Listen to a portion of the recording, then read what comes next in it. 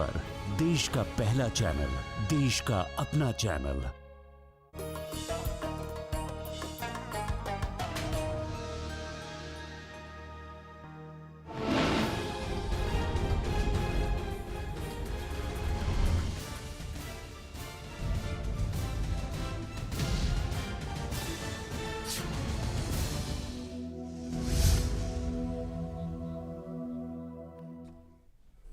आदाब, मैं मीनाक्षी शौरान हाजिर हूँ हिंदुस्तान के सोशो इकोनॉमिक और एनवायरमेंटल इश्यूज पर बेस्ड खास प्रोग्राम लेकर। ये है इंडिया। हमारे इस खास प्रोग्राम में आज बात क्लाइमेट चेंज और कार्बन एमिशन इन इंडिया की। कार्बन डाइऑक्साइड के बगैर जमीन का कुदरती ग्रीन हाउस असर इतना कमजोर होगा कि औसत ग्लोबल सरफेस टेम्परेचर इतना कमजोर हो सकता है कि इसे फ्रीजिंग से ऊपर रखा जा सकता है। लेकिन एटमॉस्फेयर में ज्यादा कार्बन डाइऑक्साइड शामिल करके लोग नेचुरल ग्रीन हाउस इफेक्ट को सुपरचार्ज कर रहे हैं, जिसकी वजह से ग्लोबल टेम्परेचर में इजाफा हो रहा है। हम जानते हैं कि भारत में हमारा पावर सेक्टर कार्बन डाइऑक्साइड का सबसे बड़ा एमिटर है, जो कुल 37% ग्रीन हाउसेज गैसेस का एमिशन करता है। इसके बाद एग्रीकल्चर सेक्टर 21%, मैन्युफैक्चरिंग सेक्टर 17% और ट्रांसपोर्टेशन सेक्टर 9% का एमिशन करता है, जिसकी वजह से ग्लोबल टेम्परेचर डिसबैलेंस हो रहा है और क्लाइमेट चेंज या ग्लोबल वार्मिंग के खतरे भी पैदा हो रहे हैं। लेकिन हम जैसे तेज रफ्तारी से तरक्की करने वाले देश के लिए इन खतरात से निपटने के लिए किन बातों का ख्याल रखना जरूरी है, और इसी को हम डिटेल में समझना चाहते हैं, आपको भी बताना चाहते हैं। हमने इन्वाइट किया है 3 खास मेहमानों को हमारे साथ। मिनिस्ट्री ऑफ एनवायरनमेंट में member expert appraisal committee doctor Jitendra Swaroop Sharma हमारे साथ मौजूद हैं। Sir, welcome to the studio. Climate change expert Jay Kumar Gaurav हमारे साथ मौजूद हैं। Sir, welcome to the studio. और TERI school of advanced studies में energy economist doctor Gopal K Sarangi हमारे साथ स्टूडियो में है। Sir, welcome to the studio. तो सबसे पहले मैं शुरुआत करना चाहती हूँ जय, आपसे मैं शुरुआत करना चाहती हूँ जय, जिसे कि आप हमको ये बताइए कि एक तो हम क्योंकि बात कर रहे हैं क्लाइमेट चेंज की, कार्बन एमिशन की, हमने जैसे अपने इंट्रो में बताया भी कि कौन कौन से ऐसे महत्वपूर्ण फैक्टर्स हैं जिनकी वजह से हम एमिशन ज़्यादा कर रहे हैं। अभी हमारी कंडीशन क्या है बीइंग अ डेवलपिंग नेशन? हमारा किस तरीके से उसके इजाफे में हमारा कितना कंट्रीब्यूशन है, वो कितना अलार्मिंग है, क्या है बेसिकली, ये कैसे समझें हम इसको?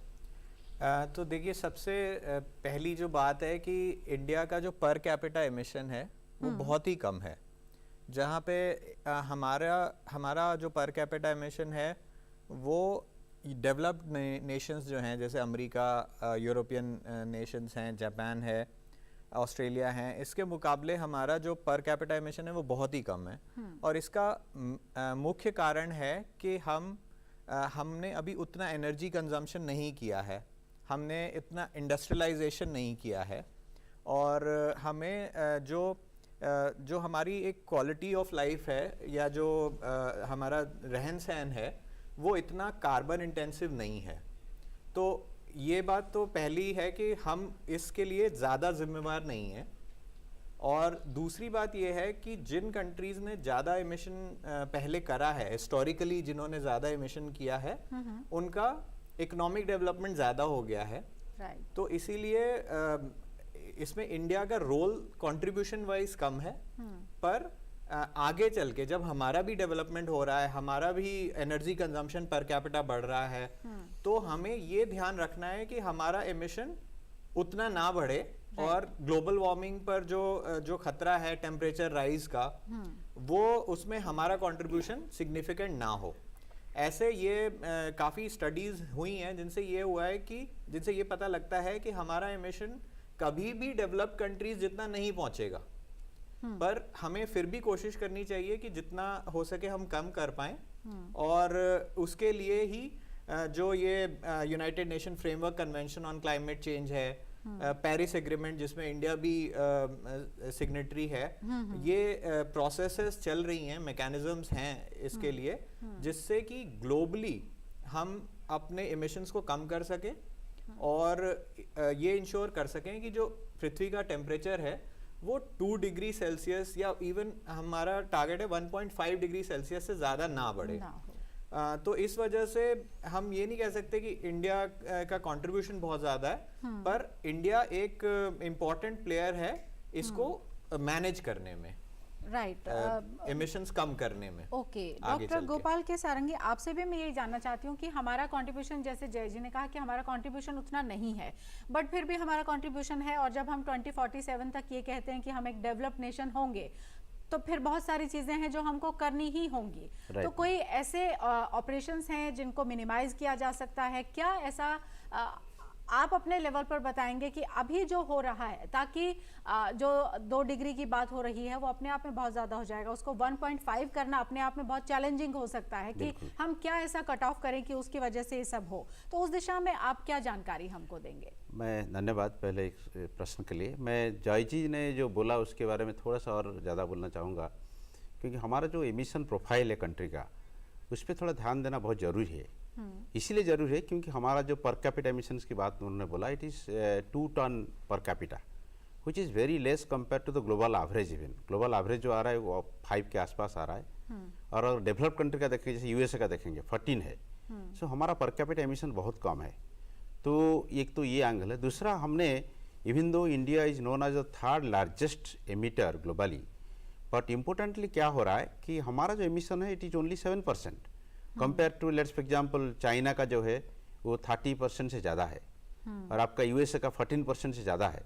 हमने 3rd लार्जेस्ट एमिटर है, बट हमने काफ़ी पीछे है ये दोनों कंट्री के मुकाबले। नॉट ओनली दैट, हमारा और एक एस्टिमेशंस होता है जिसमें एक्चुअली जो कंट्री और कंट्री का नेगोशिएशंस होता है, जैसे जॉय जी ने बताया UNFCCC के ग्राउंड में कॉफ कॉन्फ्रेंस ऑफ पार्टी जी का इवेंट होता है हर साल, उसमें नेगोशिएशंस होता है। एक इशू ये है कि whether per capita emission would be chosen as the background, और it will be total emission जो 7% मैंने बताया, और ये है कि क्यूमुलेटिव एमिशंस में भी हमारा जो टोटल साइज है it is 3 to 4%। So India always argue करता है, India being a responsible country always argue करता है कि हमारा पर कैपिटा एमिशन भी लो है, टोटल एमिशन साइज भी लो है, इसीलिए हमें ज़्यादा कार्बन स्पेस मिलना चाहिए। तो ग्लोबली कार्बन स्पेस को लेकर जो कार्बन बजट की बात होता है, उसको लेकर काफ़ी जो नेगोशिएशंस होता रहता है कि हमें कार्बन स्पेस ज़्यादा मिलना चाहिए। इसीलिए हमारा आपके प्रश्न की तरफ में आ रहा हूँ, हमारा जो टारगेट है कि हम क्या करना चाहिए, तो पहला तो हमारा एक शॉर्ट टर्म टारगेट है जो हमने 2030 का टारगेट रखे हुए हैं। 2030 तक हमने क्या कर सकते हैं, 500 गीगावाट रिन्यूएबल्स लाएंगे, हमारा एमिशन इंटेंसिटी को रिड्यूस करेंगे बाय 45%। हमारा लॉन्ग टर्म टारगेट भी है। लॉन्ग टर्म टारगेट जो है 2070 का हमने रखे हैं नेट जीरो गोल्स, जबकि सारे दुनिया भर की मोस्ट ऑफ द कंट्रीज 2050 रखे हैं, हमने जानबूझकर 2070 रखे क्योंकि हमें ज़्यादा कार्बन स्पेस चाहिए। We have not developed, we are not actually, we need more space to develop. So ये बेसिक चीज़ें हैं जो समझना चाहिए हम जब एमिशंस की बात में आते हैं। दूसरा चीज़ मैं बताना चाहूँगा क्विकली कि हमारा जो एमिशन प्रोफाइल है उसमें ज़्यादातर 81% एमिशन जो आता है वो कार्बन डाइऑक्साइड से आ रहा है, और 14% आता है मीथेन, रेस्ट इज आपका नाइट्रस ऑक्साइड जो है अदर्स है। तो हमारा जो कार्बन डाइऑक्साइड है वो आपने जैसे पहले बताया कि ये ज़्यादा तरह की एनर्जी एमिशन से आता है। तो एनर्जी रिलेटेड एक्टिविटीज़ हमने काफ़ी, गवर्नमेंट ऑफ इंडिया ने काफ़ी स्टेप्स लिए हुए हैं to reduce the energy related emissions. Renewables में मैंने जैसे बताया 2030 तक हमारा टारगेट है। हमने एनर्जी एफिशिएंसी में काफ़ी महत्वपूर्ण जो स्टेप्स लिए हुए हैं। हमारा ब्यूरो ऑफ एनर्जी एफिशिएंसी ने स्टार रेटिंग मैकेनिज्म किया हुआ है। तो इसलिए हमारे पास जो बास्केट ऑफ इनिशिएटिव्स हमने लिए हुए हैं, अगर उसको हमने सही तरह से इम्प्लीमेंट करें तो हमारा जो कार्बन रिलेटेड जो इश्यूज है that can be addressed. Okay sir, अब मैं डॉक्टर जितेंद्र स्वरूप शर्मा जी आपसे ये जानना चाहती हूँ, क्योंकि हम अलग अलग इंटरनेशनल प्लेटफॉर्म्स पर अपने नेशन को एक तरीके से वहाँ पर अपनी बात कहते हैं, तो उस बात में हम क्या कहते हैं?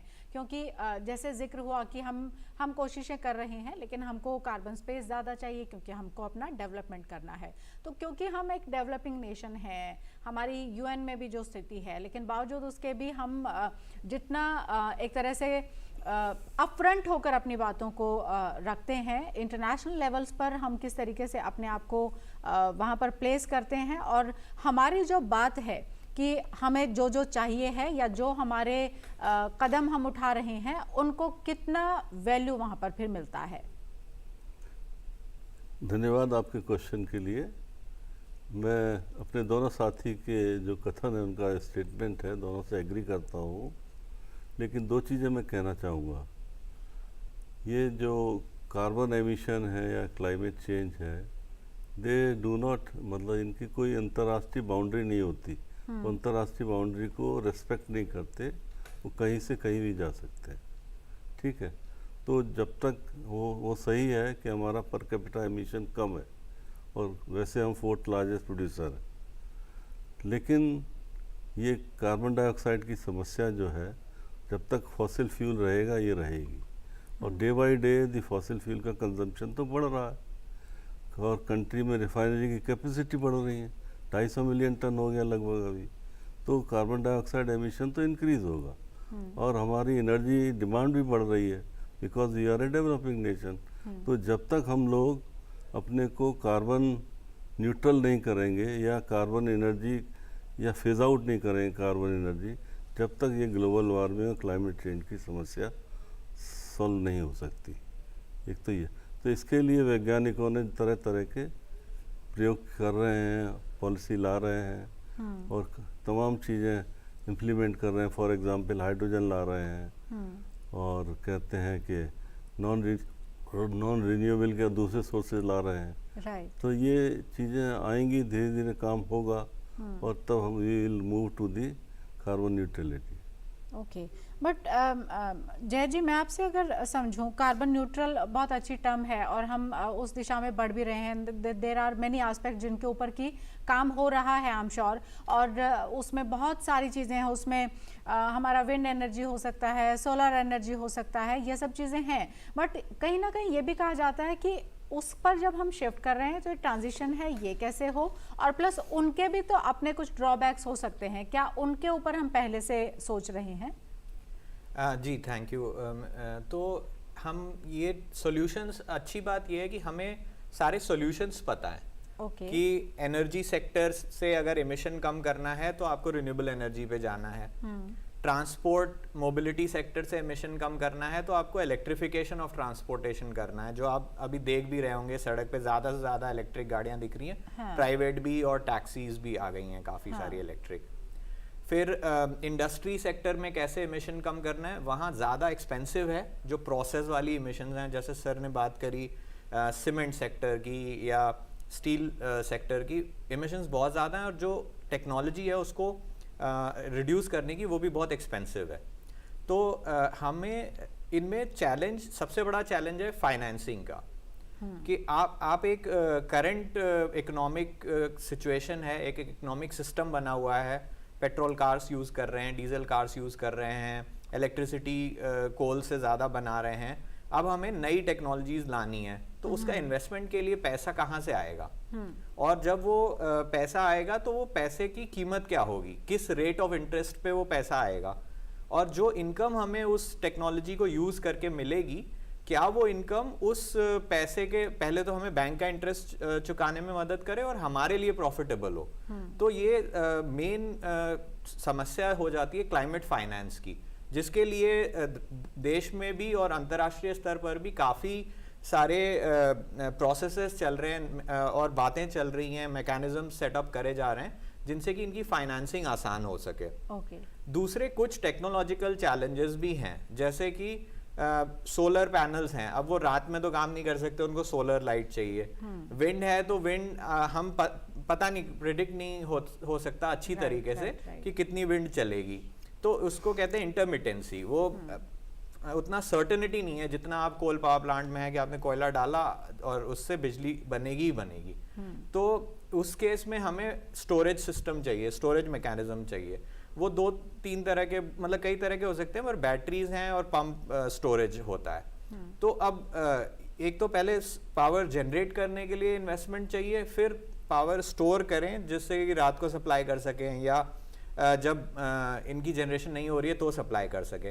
तो वो थोड़ा टेक्निकल चैलेंज भी है, और ग्रिड को उसमें संभालना। अभी जो एक मिक्स होगा कि कोल से भी बिजली बनेगी और रिन्यूएबल से भी बिजली बनेगी, तो किस तरह से ग्रिड को बैलेंस किया जाए, कब हम रिन्यूएबल्स का इस्तेमाल करें, कब हम कोल पावर प्लांट्स को थोड़ा बढ़ाना पड़ेगा जनरेशन, जिससे कि जब रिन्यूएबल्स कम जनरेट कर रहे हैं। तो टेक्निकल चैलेंजेस भी हैं। अब जैसे इलेक्ट्रिक व्हीकल आ रही है, हमें अच्छा भी है, प्रदूषण भी कम हो रहा है, लेकिन क्या इलेक्ट्रिक व्हीकल्स में अगर प्रॉब्लम आती है, उसकी रिपेयर की, मेंटेनेंस की ज़रूरत है, तो क्या इतने स्किल्ड लोग हैं अवेलेबल? राइट। तो टेक्निकल चैलेंजेस हैं और फाइनेंशियल चैलेंजेस हैं। मेरे अपने ओपिनियन में फाइनेंशियल चैलेंजेस ज़्यादा बड़े हैं, और अगर उनको हम एड्रेस कर लेते हैं, फाइनेंसिंग को अवेलेबल करा लेते हैं, तो जैसा कि हमारा बहुत एजुकेटेड देश है और केपेबल स्किल्ड लोग अवेलेबल हो जाएंगे, तो हम ये टेक्निकल चैलेंजेस को एड्रेस कर सकते हैं। फाइनेंस पे हमें ज़्यादा ध्यान देने की ज़रूरत है कि कैसे हम फाइनेंस मोबिलाइज करें इन सारे सॉल्यूशंस को, क्लाइमेट सॉल्यूशंस को इम्प्लीमेंट करने के लिए। ठीक है गोपाल जी, मैं आपके पास आऊँ उससे पहले जितेंद्र स्वरूप जी, आप ही से मैं जानना चाहती हूँ कि फाइनेंस तो एक बड़ा फैक्टर तो है ही। अब जो प्राइवेट प्लेयर्स हैं और जो बिग प्लेयर्स हैं वो शायद अलग तरीके से उसको डील करते हो, लेकिन क्योंकि ये तो हमारी सरकार का भी मसला है, क्योंकि नेशन से जुड़ा हुआ, इंडिविजुअल से जुड़ा हुआ मसला है, तो वैसे में जो पॉलिसीज़ हैं वो क्या कहती हैं? हेल्प किस तरीके से हो, फाइनेंशियल हेल्प है या इंफ्रास्ट्रक्चर के लेवल पर हेल्प है, तो वो पॉलिसीज़ क्या कहती हैं सबको लेकर? देखिए, पेरिस एग्रीमेंट में ये तय हुआ था कि डेवलप्ड कंट्री विल सपोर्ट दी, विकासशील देशों को करेंगे, लेकिन उन्होंने अपना कमिटमेंट पूरा नहीं किया। दूसरी बात, जब G20 के लोग आए या COP28 में बात हुई कि इसको फेज आउट कर दीजिए, फेज आउट पे किसी ने कोई एग्री नहीं हुआ, सबने कहा फेज डाउन करेंगे। जी। G20 में भी बायोफ्यूल्स को लेकर बात हुई, और हम लोग जो है नई नई पॉलिसीज़ की बात कर रहे हैं। जैसे भारत 6 फ्यूल लेके आए हम लोग, 1,36,000 करोड़ गवर्नमेंट ऑफ इंडिया ने खर्च किया। इससे काफ़ी जो है CO मतलब कार्बन एमिशन भी कम हो रहा, पार्टिकुलेट मैटर भी कम हुआ, नॉक्स लेवल भी कम हुआ। इसके अलावा हम और भी कई चीज़ें ला रहे हैं, जैसे फॉर एग्जांपल कि जैसे नए नए electrolyser we are trying, electrolyser में नई टेक्नोलॉजी लेके आ रहे हैं। लेकिन प्रॉब्लम और भी चीज़ें हैं, जैसे पानी की समस्या है, पानी कहाँ से लाएंगे? हाइड्रोजन तो आ रही है, लेकिन हमारे शहरों में इतना पानी नहीं है अंडरग्राउंड, हमको तो कोस्टल सिटीज़ में जाना पड़ेगा। ये सब चीज़ें हैं। ओके, ठीक है, इनसे भी हमें डील करना ही है। लेकिन जैसे आपने डॉक्टर सारंगी, आपने कहा कि पर कैपिटा हमारा जो एमिशन है वो काफ़ी कम है, लेकिन हम दुनिया की सबसे बड़ी आबादी वाला देश भी तो हैं, तो वो उस तरीके से भी क्या कम रह जाते हैं हम, या फिर क्योंकि नंबर ऑफ़ पीपल ज़्यादा हैं और उस पर कैपिटा को अगर हम गिनते हैं तो क्या वो ज़्यादा हो जाता है? और इन सब चीज़ों को भी किस तरीके से एड्रेस करने की ज़रूरत है, क्योंकि एजुकेट करने की शायद ज़रूरत है। देखिए, बहुत बड़े बड़े जो समझौते होते हैं वो एक अलग लेवल पर होते हैं, लेकिन जो हम जैसे नेशन हैं जिसमें अगर एजुकेशन का ग्राफ देखें वो भी बढ़ रहा है, पर कैपिटा इनकम की भी बात हम कह सकते हैं को वो भी सुधर रहा है, हम 5-7 ट्रिलियन इकोनॉमी की बात भी अब कर रहे हैं, तो वैसे में हमारे जो मेजर्स हैं, हमारे जो स्टेप्स हैं, वो उस आबादी तक भी पहुँचे जिनको की ज़रूरत है ये समझाने की, बताने की कि this is the high time और हमें ये सब करना चाहिए, तो वो कौन से स्टेप्स होते हैं? धन्यवाद। ये जो प्रश्न आपने पूछा बहुत महत्वपूर्ण है। मैं सार के पॉइंट से ही शुरू करूँगा। ये जो हमारे एमिशंस की बात हो रहा है, इवन दो पर कैपिटा एमिशन हमारा कम है, लेकिन एमिशंस जो है वो ज्योग्राफिकल बाउंड्री को मानता नहीं है। इसका इम्पैक्ट ये हो सकता है, since we are actually going to be one of the largest highly populated country, तो हमारे ऊपर उसका नेगेटिव इम्पैक्ट आएगा। इसलिए हमने क्या करें, ऑल स्केल्स, इंटरनेशनल स्केल से लेकर इंडिविजुअल स्केल तक काफ़ी सारे इनिशिएटिव्स लिए हुए हैं। और जो इनिशिएटिव्स जय जी ने बताया, ये एक रेंज है। जैसे पहला रेंज है कि behavioural change, government of India ने लाइफ मिशन शुरू किया है। इसका मतलब ये है कि लोगों को सतर्कता करना पड़ेगा, उसका जागरण लाना पड़ेगा कि कुछ कुछ चेंजेस जो है वो अपने इंडिविजुअल लेवल में करके ये एमिशंस का इम्पैक्ट भी कम कर सकते हैं। जैसे सिंपल एग्जांपल, आपने घर में बैठे हुए हैं, तो आपको सपोज रूम छोड़ के दूसरे रूम को गए, तो लाइट स्विच ऑफ कर दीजिए, तो उसमें आपका एमिशंस का इम्पैक्ट कम हो जाएगा इनडायरेक्टली, बिकॉज हमारा जो लाइट्स जिस सोर्स से आया हुआ है 70% अभी भी कोल सोर्स से आया, सो हाईली एनर्जी इंटेंसिव है। तो काफ़ी सारी चीज़ें जो है वो बिहेवियरल चेंजेस से शुरू हो सकता है, जो कॉस्टली नहीं है, बट हमने ग्रेजुअली जब क्या करेंगे, आगे की तरफ जाएंगे, हमको ज़्यादा एमिशंस कट करना पड़ेगा, तो हमें काफ़ी सारे अदर इनिशिएटिव्स लेना पड़ेगा जो कॉस्टली है, जहाँ पे आपको टेक्नोलॉजी चाहिए, जहाँ आपको फाइनेंस चाहिए। तो टेक्नोलॉजी के माध्यम से हम काफ़ी सारे टेक्नोलॉजी इंडिजिनियस डेवलप कर रहे हैं। हर सेक्टर में हमारा नया टेक्नोलॉजी आइडेंटिफाई हो चुका है। हमने काफ़ी सारे टेक्नोलॉजी डेवलप किए हुए हैं, कुछ टेक्नोलॉजी हम बाहर कंट्री से लाना चाहते हैं। ये दूसरा पॉइंट में मैं लाऊंगा, क्योंकि ये जो बात हम टेक्नोलॉजी का कर रहे हैं, कुछ कुछ टेक्नोलॉजी जो है डिस्पाइट टेक्नोलॉजिकल डेवलपमेंट कुछ कुछ सेक्टर में टेक्नोलॉजी आया नहीं है, जिसकी वजह से आपने कार्बन का जो इंटेंसिटी है उसको रिड्यूस कर सकते हैं। तो इसलिए हमने क्या कर रहे हैं ना, ग्रेजुअली हमने एक नया मोड की तरफ जा रहे हैं। जैसे मैं एग्जांपल अगर दूं, कार्बन मार्केट है। कार्बन मार्केट एक नया initiative, government of India has taken this initiative. उसकी वजह से क्या होगा ना, कुछ आपने जो कार्बन न्यूट्रल का बात किया, स्टील इंडस्ट्री हो गया, सीमेंट है, वो काफ़ी कार्बन इंटेंसिव इंडस्ट्रीज है। वहाँ पे टेक्नोलॉजी इतना दूर गया नहीं है कि जितना कार्बन उसमें जनरेट हो रहा है उसको आप जीरो कर लीजिए। तो क्या कर सकते हैं ना, दूसरे जगह पे दूसरे सेक्टर में आप कार्बन को रिड्यूस करिए, उसका बेनिफिट इस सेक्टर को लाइए। इसीलिए हमने नेट जीरो एमिशंस का टारगेट रखा है, not gross zero, it's net zero. So इसका मतलब ये है कुछ कुछ सेक्टर जो है उसमें कार्बन रहेगा, at least for the medium to long term, short term, so short term to medium term. तो कुछ जगह पे जो है जहाँ पे कार्बन आप रिड्यूस कर सकते हैं वहाँ पे ज़्यादा करिए, कुछ सेक्टर जहाँ पे नहीं कर सकते हैं, जहाँ पे ज़्यादा हुआ है उसको लाइए। सो मार्केट मैकेनिज्म जो कार्बन मार्केट हुआ है उसके तहत ये हो सकता है। दूसरा चीज़ है कि हम अगर ग्लोबली जैसे डेवलप हो रहा है, हम अगर उसी लाइन में नहीं जाएंगे तो हमारा इंडस्ट्री जो है they will lose their competitiveness. क्योंकि जैसे हमने यूरोप का मैं बात बोलूँ, यूरोप में they have come up with a law carbon border adjustment mechanism, CBAM।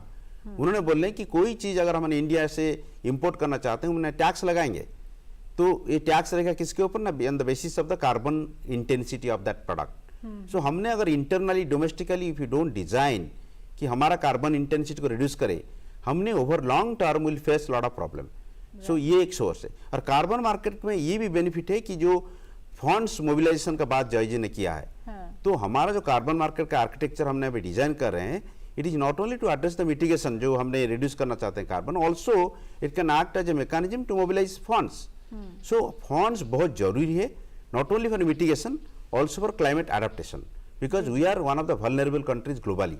So we need huge amount of money to address the negative effects of climate change. उसको हमको रिड्यूस करना बहुत जरूरी है, इसलिए फंड्स जरूरी है, टेक्नोलॉजी जरूरी है, सोशल अवेयरनेस जरूरी है। करें जी, आप कुछ कहना चाहते हैं? मैं कहना चाह रहा था, एक स्टडी हुआ है करंट लेवल पे जो हमारा कार्बन डाइऑक्साइड एमिशन है वो करीब 2.5 से लेके 3 गीगाटन है पर एनम, और ये 6 गीगाटन हो जाएगा बाई 2050। इसको न्यूट्रल करने के लिए 30 to 40 मिलियन हेक्टेयर हमको फॉरेस्ट चाहिए। This is the area which is equal to almost Rajasthan. तो क्या हम ये कर पाएंगे? एक तो ये है। दूसरा, गवर्नमेंट ने अल्टरनेटिवली जो किया है, एथनॉल ब्लेंडिंग प्रोग्राम चलाया है, उसमें 20% एथनॉल 2030 तक करना है, तो लो कार्बन थोड़ा सा होगा। ऐसे ही गैस के 6 to 15% कर रही है गवर्नमेंट 2030 तक, तो that mixing will bring down the carbon percentage in the total carbon basket. ये मैं कहना सप्लीमेंट करना चाह रहा था। जी जी, अब आगे बिल्कुल बिल्कुल। और जय जी, मैं ये जानना चाहती हूँ, क्योंकि देखिए ये तो है ही कि हम बहुत सारे मेजर्स हैं, बहुत सारे स्टेप्स हैं जो कि हम ले रहे हैं, और हमसे हमारा मतलब हमारी गवर्नमेंट भी है, हमारे जो अदर सेक्टर्स हैं जो कि इम्पॉर्टेंट रोल प्ले करते हैं जीडीपी से लेकर बाकी तमाम चीज़ों में, वो भी हैं।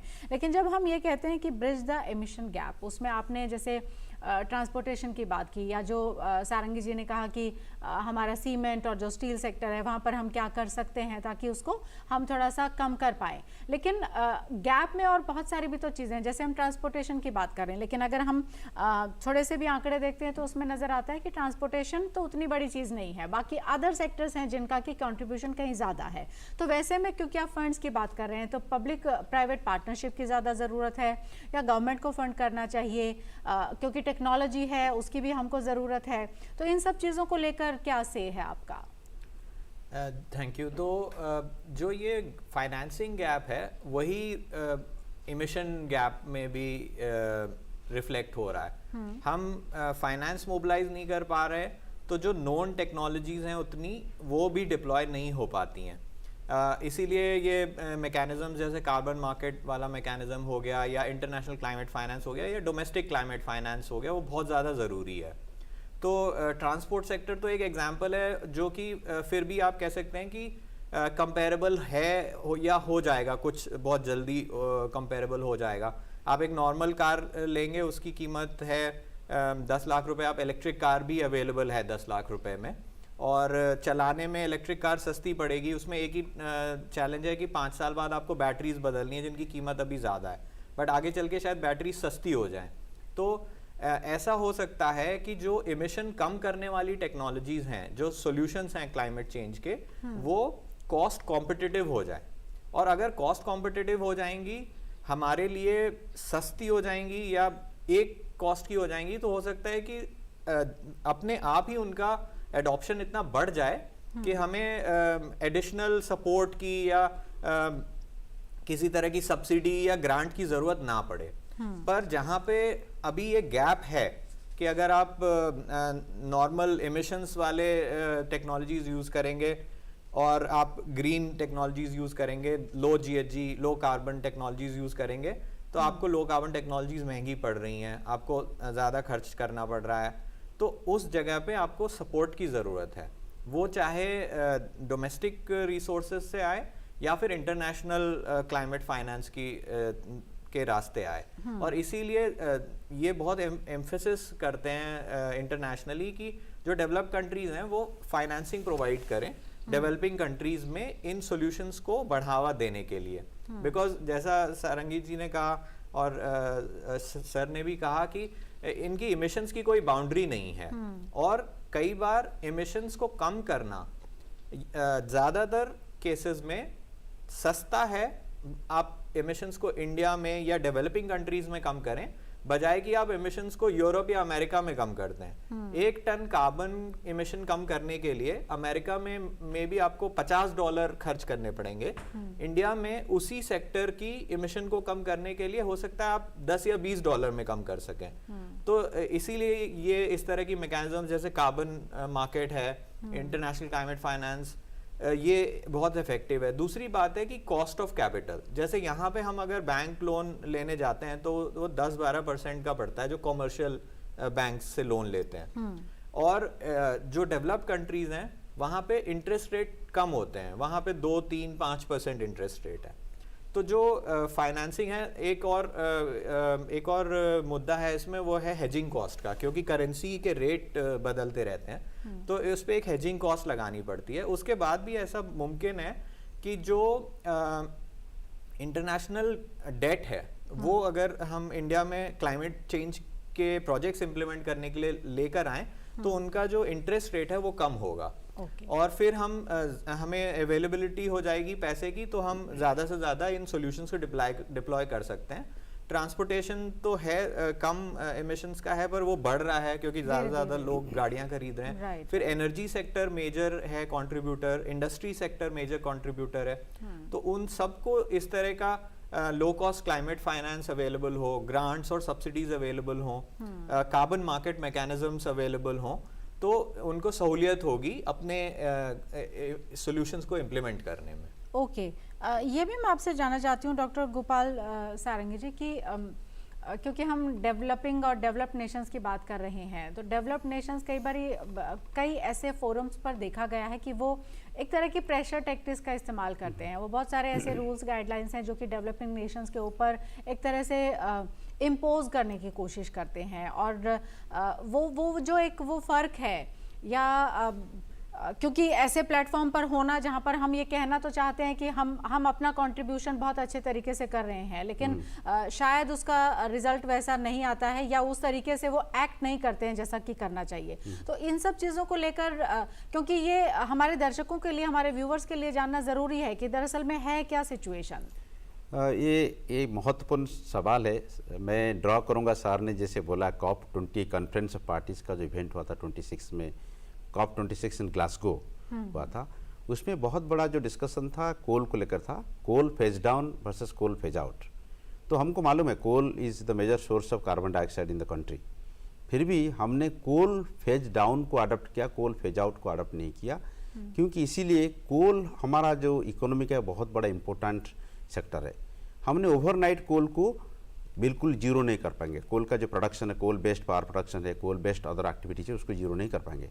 कोल का जो इम्पोर्ट, हमको मालूम है coal environmentally is not good, but हमको टाइम चाहिए। जैसे मैंने पहले भी बताया कि हमको 2070 का जो नेट जीरो टारगेट है इसीलिए है क्योंकि हमको डेवलपमेंट के लिए, because there is a trade off, development climate change can not go together.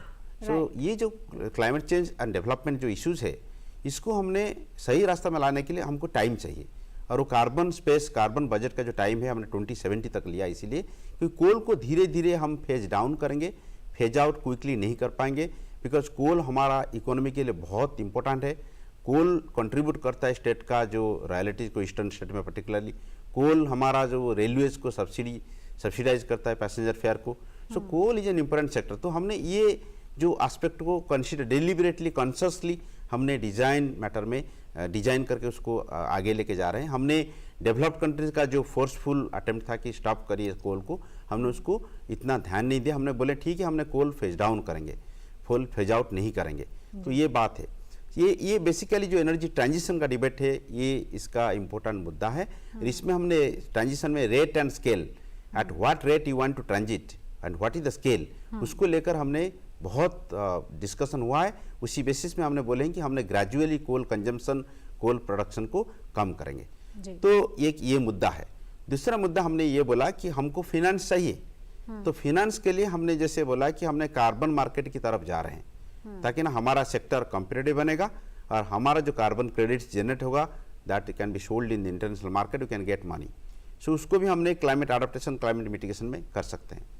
तीसरा हमने ये कर रहे हैं कि रिन्यूएबल्स में हमने पीछे नहीं हटे हैं। हमारा जो टारगेट है हमने टारगेट को फुलफिल कर रहे हैं। हमारा जो शॉर्ट टर्म टारगेट है कि by 2030 500 gigawatt renewables install capacity रहेगा, 50% नॉन फसिल फ्यूल का जो कैपेसिटी रहेगा उसकी तरफ हमने बहुत तेज़ी से बढ़ावा दे रहे हैं। तो हमारा ये शॉर्ट टर्म टारगेट है। लॉन्ग टर्म टारगेट में हम चाहते हैं कि सारे जो हमारा एमिशंस आ रहा है उसको रिड्यूस किया जाए।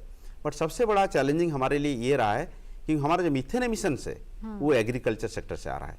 एंड देयर इज एक्चुअली, आपने जैसे बताया कि there is a pressure coming from developed countries कि इंडिया को मीथेन एमिशन का जो उनका जो एग्रीमेंट है उसमें साइन करें। इंडिया ने साइन नहीं किया क्योंकि एग्रीकल्चर सेक्टर से जो एमिशंस आ रहा है वो तो इंपॉर्टेंट है, that has to be reduced. But problem हमारे लिए है कि अभी भी 55 to 60% people are relying on agriculture for livelihood. तो हमने अगर एग्रीकल्चर को बोलेंगे तुरंत अपने एमिशंस कम कर लो, the impact would be the cost of producing the product from agriculture will go up and it will be very expensive, very difficult for the poor farmers to adapt. तो इसके लिए हमें टाइम चाहिए।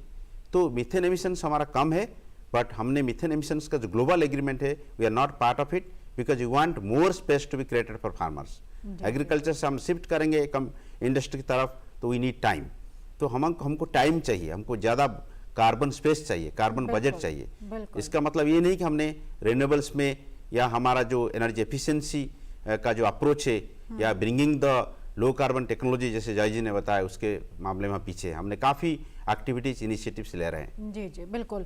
और आपसे जो मैं सर समझना चाहती हूँ शर्मा जी वो ये है कि देखिए इंटरनेशनली कई जगह आप कई कमिटीज़ और उन सब में आपका एक तरीके से है, आप मेंबर हैं कई जगहों पर। लेकिन मैं ये भी जानना चाहती हूँ कि right now we are talking about everything, लेकिन ऐसा तो नहीं है कि आज ही चीज़ें शुरू हुई हैं। पिछले कई साल से अगर हम देखें तो ये बातें, ये सब एक तरह से टॉक ऑफ द टाउन रही है कि ग्लोबल इमिशन कैसे हम कम करें या फिर कार्बन जो है उसका हम कैसे हम इसको कर सकते हैं। तो ग्रीन प्रोडक्टिविटी की भी हम बात करते रहे हैं। तो इसलिए मैं ये भी जानना चाहती हूँ कि जब हम इतनी बातें कर रहे हैं उस ग्रीन प्रोडक्टिविटी की, इज़ देयर एनी बेनिफिट जिसको कि अभी हम कम से कम अपने व्यूअर्स को बता पाएँ कि ऑफ लेट हमने ये अचीव कर लिया है, या एशिया या जो साउथ ईस्ट एशिया या इस रीजन के, अगर इस कॉन्टिनेंट की हम बात करें तो यहाँ पर हमें उसके कुछ बेनिफिट्स हुए हैं। Is it something like that?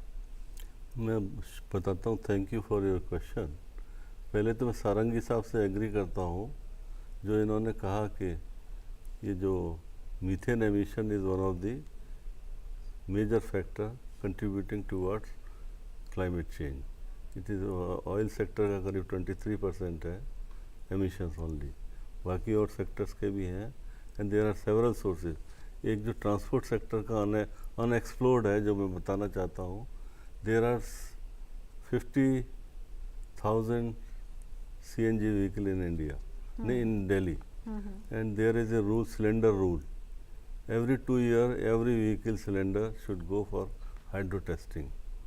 These hydro testing, when it goes to this garage, they release complete cylinder evacuated, and like this methane goes to the atmosphere. So alone Delhi is about 30 tons per annum methane is being released. This is one. Second is from landfill site, it is coming. Third is by you can say the oil sector, then oil sector and transportation sector and other sector. There are 5 sectors actually. So the methane is one of the important factor which contribute, which need to give the attention. Coming to your question of green productivity, green productivity तो जब तक नहीं हो सकती, productivity है, gradual progress है, but in the कहना चाहिए कि in the structured way, in a strategic way, it is not coming. 2070 we have announced it, but I think it is difficult. Parallelly, for example, there are 2 examples. There is a प्रधानमंत्री घर घर बिजली योजना, उसके बाद हमारे ये PNGRB petroleum regulatory board laying the gas pipeline door to door. Right. Both are energy, both are moving, carbon budget is increasing. तो इसके लिए पॉलिसी चाहिए हमको, इसके लिए पॉलिसी चाहिए. Why we duplicate the energy, या तो हमको पैटर्न बदलना पड़ेगा अपना. जैसे यूरोपियन कंट्रीज़ में ज़्यादातर जो इलेक्ट्रिक हॉट प्लेट यूज़ करते हैं, गैस उतना यूज़ नहीं करते हैं. यहाँ तो बिजली भी जा रही है, गैस भी जा रही है, वोट भी यूज़ कर रहे हैं. तो that is one way to check this. तीसरी बात जो आप कहना चाहती हैं प्रोडक्ट ग्रीन के लिए, कुछ ESG लेके आए हैं. ESG के ऊपर कुछ कंपनियों को कहा गया है कि you develop some programme on sustainability. तो उसमें लोग कर रहे हैं, कार्बन मैनेजमेंट कर रहे हैं, फ्लेयर गैस रिकवरी कर रहे हैं. All those things are there, but it is to, I think जब दोनों एनर्जी कंजम्पशन बढ़ रहा है, हमारा इंडस्ट्रियल ग्रोथ बढ़ रहा है, तो पैरेलली हमारा लेवल ऑफ डिफरेंट एमिशंस भी बढ़ेगा. जी जी.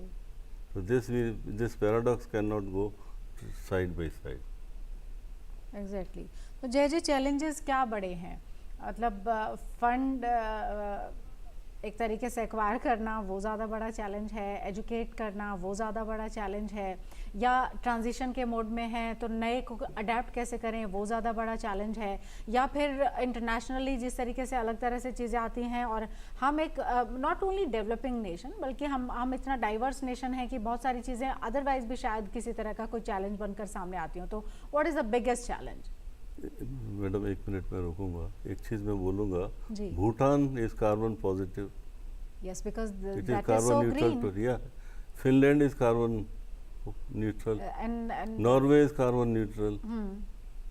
So small countries जब ये हो सकते हैं, हम क्यों नहीं हो सकते हैं? इसीलिए मैंने जय जी से पूछा कि because we not- are very diverse. Yeah. So ये चैलेंज है क्या अपने आप कंट्री में? में सल्फर डाइऑक्साइड लेवल पूरे कंट्री में लोअर है, जी. लेकिन हमने लिमिट ऊपर फिक्स कर रखी है. That means we are giving scope to polluted. North east में देखिए कुछ है ही नहीं, कोस्टल एरिया में पोल्यूशन है ही नहीं.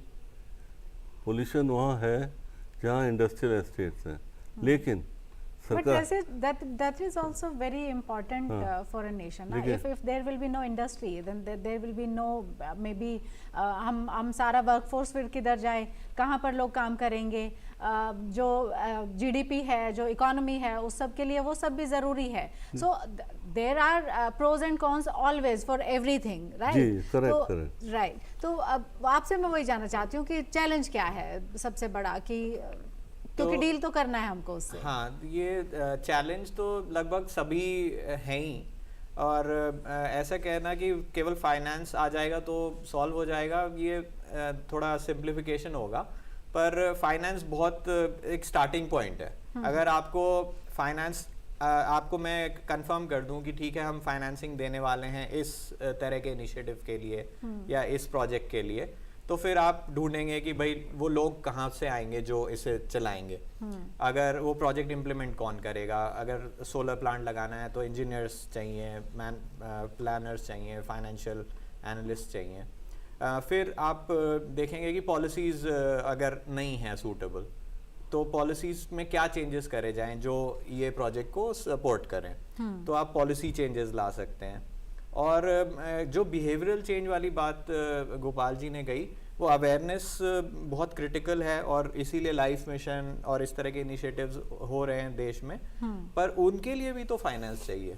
आप अवेयरनेस करने के लिए आप टीचर्स को ट्रेन करेंगे, फिर वो टीचर्स जाके स्टूडेंट्स को ट्रेन करेंगे, या फिर आप एक अवेयरनेस के लिए वर्कफोर्स बनाएंगे।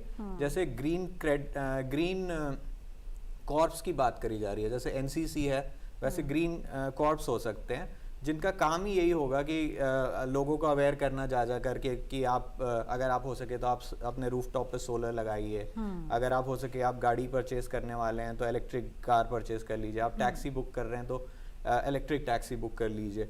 तो ये जो अवेयरनेस वाले मसले हैं, उनको लोगों को बताने के लिए जिस आदमी का टाइम चाहिए वो वॉलंटियर बेसिस पे भी कर सकते हैं लोग, पर उनको अगर नौकरी दी जाए, उनको इस चीज़ का पैसा मिले तो बहुत अच्छा रहेगा। जी। और दूसरी बात ये है कि हमारे जैसे इकोनॉमी में क्या हो रहा है, जो ज़्यादा अभी जैसे ऑटोमेशन की बात हो रही है कि बहुत ज़्यादा ऑटोमेशन आने वाला है। अब वो आर्टिफिशियल इंटेलिजेंस की बात हो रही है, जेन AI।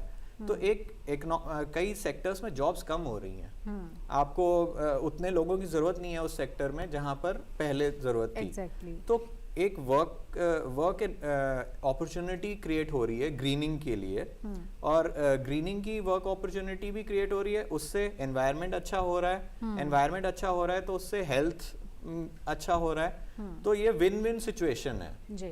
और इसीलिए अगर बाकी चैलेंजेस के लिए भी फाइनेंसिंग अवेलेबल हो जाए तो सॉल्व हो सकता है। टेक्निकल कैपेसिटी वाला चैलेंज है, आप फाइनेंसिंग दीजिए, स्कूल्स एंड इंस्टीट्यूशंस, कॉलेजेस बनाए जाएं जहाँ पे सोलर की पढ़ाई हो, रिन्यूएबल्स की पढ़ाई हो, इलेक्ट्रिक व्हीकल्स बनाने की पढ़ाई हो। तो उसके लिए भी तो फाइनेंसिंग चाहिए। अगर आप आज इंजीनियरिंग करना चाहते हैं, आपको फीस तो देनी पड़ेगी। तो कैसे, या तो उसको सब्सिडाइज्ड हो उस तरह की एजुकेशन। तो इसीलिए मतलब मुझे तो पर्सनली यही लगता है कि ज़्यादा से ज़्यादा क्लाइमेट फाइनेंस अगर अवेलेबल हो जाए या financing towards the green economy बढ़े, तो हमारा जैसा कंट्री है, जितने हम लोग मतलब हम लोग बहुत एडेप्टिव हैं। अगर अपॉर्चुनिटी आती है तो इंडियंस तुरंत उसे हम उसको कैपिटलाइज कर लेते हैं, उसको अपॉर्चुनिटी को अवेल कर पाते हैं। तो हम इसीलिए अगर अपॉर्चुनिटी क्रिएट होगी फाइनेंसिंग के थ्रू, तो आई एम श्योर बाकी जो प्रॉब्लम्स हैं उनके लिए लोग सोल्यूशन निकालेंगे। और ऐसा दिख भी रहा है, जैसे हमारे यहाँ जितना सोलर इंस्टॉल कैपेसिटी हो गई है, जितना EVs आप देख रहे हैं ज़्यादा से ज़्यादा अडॉप्ट हो ही रहे हैं। तो आई एम श्योर कि आगे चल के और ज़्यादा इस पे I hope those people who are responsible to take measures, they are listening you, और उसके बाद वो किसी तरह के मेजर्स जो हैं वो लेंगे भी। और आपसे सारंगी सर, जो मैं जानना चाहती हूँ, फॉरेस्टेशन को लेकर हम थोड़ा बात करना चाहते हैं। देखिए बहुत इंपॉर्टेंट है, जिसका जिक्र हमने किया, लेकिन थोड़ी सी और बात उसके ऊपर करनी चाहिए, क्योंकि वो एक अलग तरह का बिट हो सकता है आपकी तरफ से। आप पेड़ लगाइए कम से, और पेड़ लगाकर और उसको भूल मत जाइए, उसको जो भी उसका वाटरिंग से लेकर और उसका जहाँ तक उसको आपको उसकी देखरेख करने की ज़रूरत है वहाँ तक आप जाइए। क्योंकि ऐसे ड्राइव्स भी हमने बहुत देखे हैं जहाँ पर प्लांटेशन की बात होती है, पूरे ड्राइव्स चलाए जाते हैं, लेकिन वो उतना रिजल्ट ओरिएंटेड नहीं होते हैं। लेकिन फॉरेस्टेशन है बहुत इंपॉर्टेंट अगर हम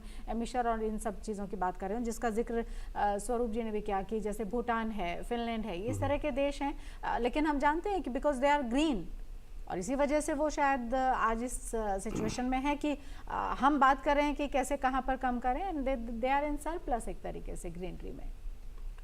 धन्यवाद। मैं बहुत बड़ा सवाल है ये। एक्चुअली कार्बन डाइऑक्साइड का जो मामला है और जो बात हमने फॉरेस्टेशन का कर रहे हैं, इस रिलेटेड मैं दो चीज़ें बोलना चाहूँगा। क्योंकि जब हम कार्बन का बात करते हैं, इसमें दो इम्पोर्टेंट इश्यूज आता है। एक तो है कि कार्बन रिमूवल और एक है कार्बन अवॉइडेंस।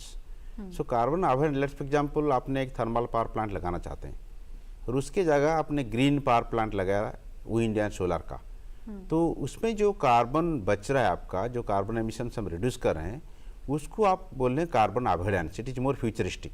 तो इतना साइज का carbon, let's for example 2 ton या 10 टन कार्बन आपने रिड्यूस कर दिया, वो कार्बन को अवॉइड किया आपने। कार्बन रिमूवल का जो बात आता है वो बहुत इम्पोर्टेंट है। वो हमने जो लार्जर डिस्कशन करते हैं, लार्जर कॉन्टेक्स्ट में डिस्कशन करते हैं, उसको बोलते हैं नेचर बेस्ड सॉल्यूशंस। उसमें क्या होता है कि ऑलरेडी एटमॉस्फेयर में हमारा कार्बन एमिशंस है उसको, एंड दैट डिफाइंस कि जैसे जॉय जी ने पहले बताया कि अगर हमने 1.5 डिग्री सेल्सियस में टेम्परेचर को रिड्यूस करना चाहते हैं या 2 डिग्री में रिड्यूस करना चाहते हैं, तो नॉट ओनली कार्बन अवॉइडेंस करना पड़ेगा, कार्बन को भी रिमूव करना पड़ेगा। जो ऑलरेडी हमने एमिट कर चुके हैं, जो ऑलरेडी एटमॉस्फेयर में कार्बन है, उसको हमने रिड्यूस करना पड़ेगा। कैसे करेंगे? By doing what you said, जैसे आपने बताया कि आपने अगर ग्रीनिंग करवाया, ज़्यादा अफॉरेस्टेशन करवाया, क्योंकि अफॉरेस्टेशन करेंगे तो उनका absorption capacity is very high, so carbon sequestration उसको बोलते हैं। तो ग्रेजुअली आपने जितना ग्रीनिंग बढ़ेगा तो अपना कार्बन का जो रिमूवल उतना ज़्यादा होगा, they can observe it. So Indian context में we are also taken initiatives. हमने लास्ट कुछ साल में 5% of increase in the tree coverage बढ़ा हुआ है। उसकी वजह से हमारा जो carbon removal is actually working. So just जैसे अपने स्वरूप सर ने बताया कि हमने Bhutan is net neutral, similarly Madagascar, many countries in the world, so they are not net neutral now, they have been net neutral since long। so उनका इसीलिए है क्योंकि जितना वो इमिट करते हैं उनका ऑब्जर्प्शन कैपेसिटी ज़्यादा है। तो हमको उसी पाथ में जाना पड़ेगा, but that is a struggle also because that is not easy. जैसे अर्बन एरिया हमारा ग्रो कर रहा है, इंडस्ट्री ग्रो कर रहा है, हमको एक बैलेंस्ड वे में आगे जाना पड़ेगा ताकि ना हमारा ग्रीन कवर बढ़े एंड दोनों एस्पेक्ट जो कार्बन अवॉइडेंस, कार्बन रिमूवल का मैंने बात किया, दोनों को हमको अडॉप्ट करना पड़ेगा ताकि ना कार्बन डाइऑक्साइड का जो इम्पैक्ट है that can be reduced. Right. और स्वरूप सर, आपसे भी मैं चैलेंज इस लिहाज से जानना चाहती हूँ कि देखिए, एक तो इंटरनेशनली हम जिस तरीके से चीज़ों को करते हैं, दूसरा नेशन वाइड हम जिस तरह से एक मैसेज कन्वे करते हैं, और उसमें every citizen is also very important. ये जो कॉम्बिनेशन है, इसमें किसी तरह का चैलेंज है या एक तरह से परफेक्ट सा कॉम्बो बना हुआ है, और जो मैसेज कन्वे जिस तरीके से जहाँ से होता है, जिस तरह के प्लेटफॉर्म से होता है, वो उसी तरीके से डिसेमिनेट हो पाता है। मैं चैलेंज को शुरू करता हूँ अपने साथी के उससे स्टेटमेंट से। मेरे साथी ने बिल्कुल ठीक कहा कि फाइनेंस अकेले होने से काम नहीं चलेगा, there should be will is also required.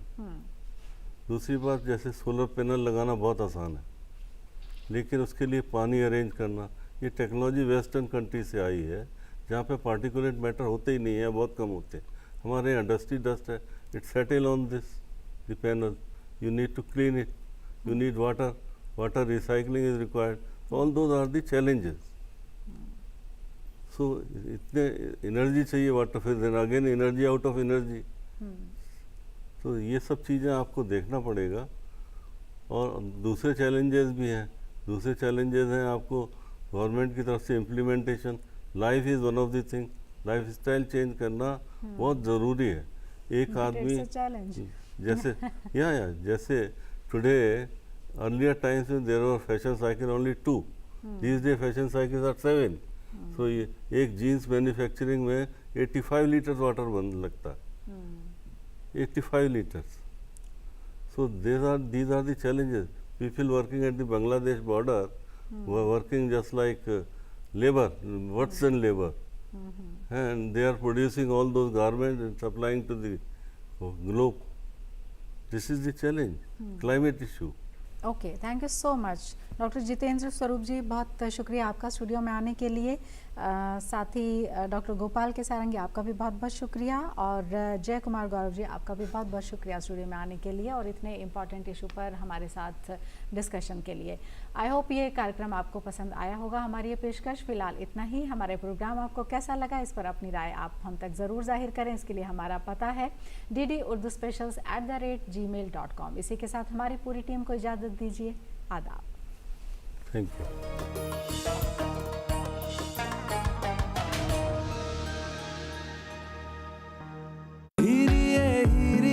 वाह मिस नौटंकी, कोई मिला नहीं और संगीत प्रैक्टिस शुरू। मिसेस नौटंकी डैड, आप बस करो मेरी शादी की तैयारी, क्योंकि अब है गारंटी हमारी। Shaadi.com, register now.